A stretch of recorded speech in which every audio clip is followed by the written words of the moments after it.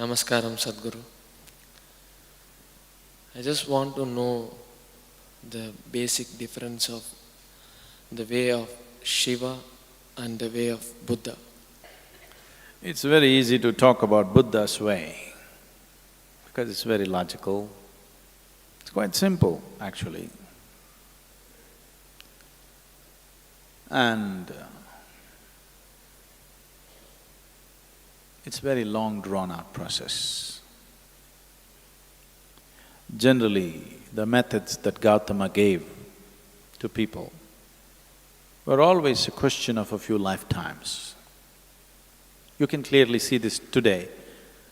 The Buddhists are always talking about this, particularly the Tibetan Buddhists, who are the best-known Buddhists in the world today for whatever political reasons.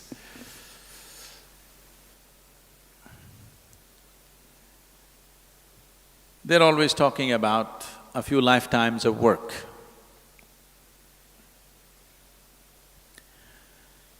So if you have that kind of patience, that you're willing to work for a few lifetimes, Gautama's ways are very efficient, very logical, scientific, step-by-step process that one can take, because this is a path of awareness.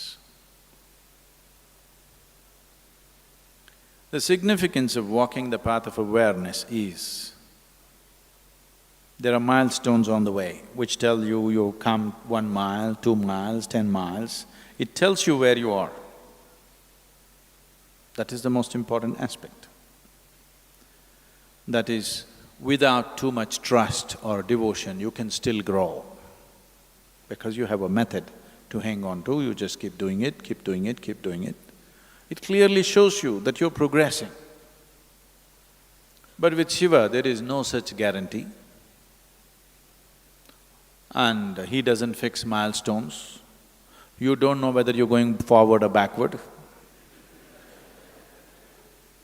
But you're going somewhere, that's all you know. It's like falling into a bottomless pit. That sounds terrifying. I want you to understand this. A bottomless pit is the safest place to fall into.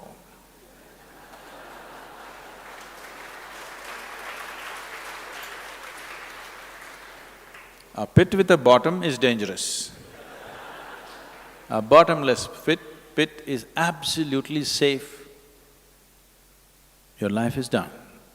If you just jump into it, it's done, simply you fall. If you ever do… has anybody done skydiving? You did? So, if you have a free fall, then if you do not open your parachute for a few thousand feet, you don't know whether you're going down or going up, nothing, it just feels like you're floating around and it's wonderful. Only when you look down, the damn planet is coming at you at a tremendous speed. If this planet is taken off, this is a great experience. Only if you look down, it's just coming at you at tremendous speed. That's the only problem. Falling is… don't understand the falling as a negative thing. Falling is a great thing. Did you ever fall in love? Only when you hit the bottom, then it gets bad. If you fell into your bottomless pit, then there is no problem. So Shiva is a bottomless pit. His methods are very different. But you cannot limit him that way because with 7 different disciples, the 7 Saptarishis, the celebrated rishis of the yore, he taught 7 basic ways in which a human being can explore his consciousness. From these 7, in multiples of 7, it went further,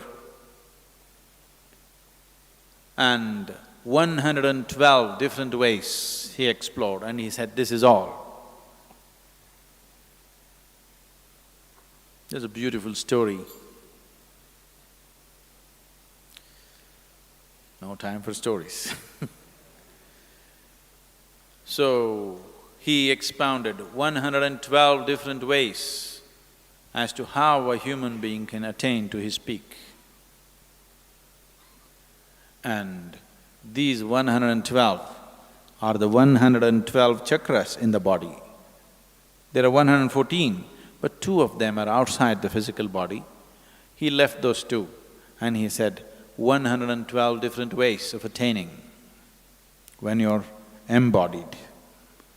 That means every chakra in the body, every meeting point of the energy system, one particular way of attaining. So he did not leave anything out. So Buddha is a small part of his work. I want you to understand.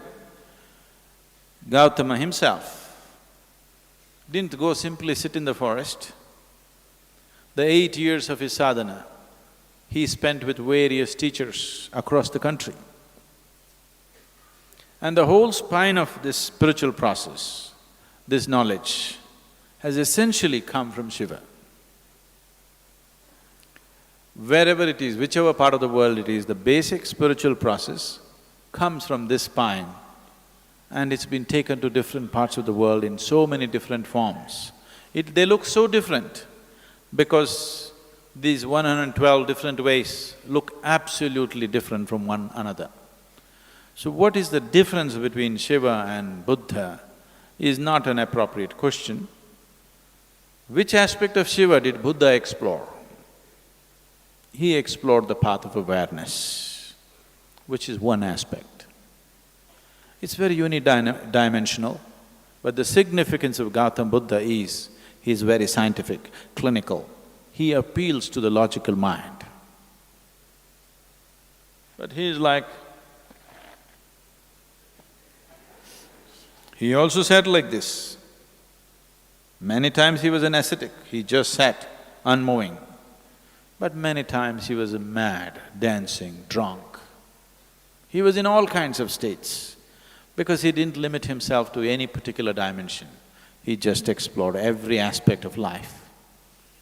So what you call as Buddha's way is just one aspect of these 112 different ways. And so many others have brought so many other aspects, but individual ways. Of the 7 disciples, of the 7 Saptarishis, the one who walked south.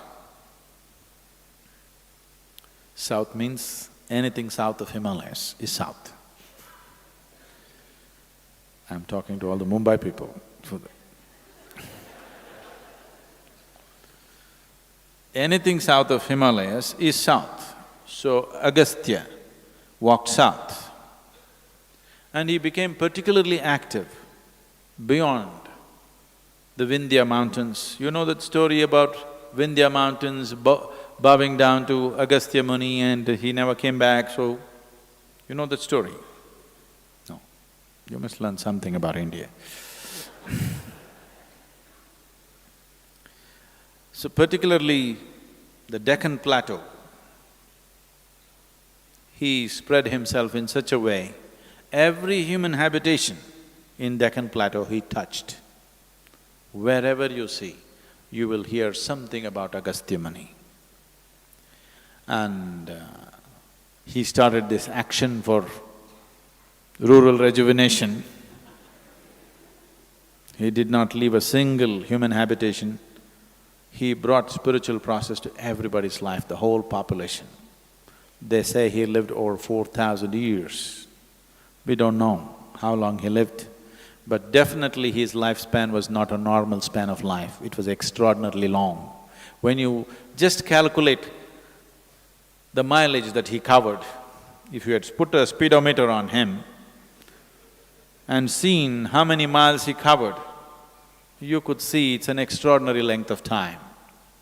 We don't know whether it's 400 years or 4,000 years, people say it's 4,000. But definitely he lived very long and he touched every habitation and made sure a spiritual process became a living reality for them. We are still enjoying his work, I want you to know. the southern part of India, is still enjoying his work. A certain, without knowing why, a certain level of settled nature that you see is his work. Because he brought yoga into people's lives without a label, without a format, just like life process. As you wake up in the morning, brush your teeth, cook, eat, all this he made it into a spiritual process, and we are still enjoying the benefits of that. If you look at any spiritual process anywhere on the planet, you will see it is not outside the 112 ways in which Shiva explored this. So comparing Gautama and Shiva is inappropriate. I have great respect for Gautama. He's a great being, no question. His work is phenomenal. He caused a huge spiritual wave, which is still on after 2,500 years. But it is not comparable. It is no way comparable. All we can say is, Shiva's work contains Gautama's work as a small element. It is less than 1% because out of 112, Gautama explored one. And the important thing is he marketed it well and he encouraged thousands of people to take the path. That's his success. But Shiva is a little too inebriated to do marketing. You should do marketing for him. He is he won't do marketing. But still, generally it's believed this is somewhere 40 to 60,000 years ago that he started his work. But after 60,000 years or 40,000 years, it is still alive, you can't kill it.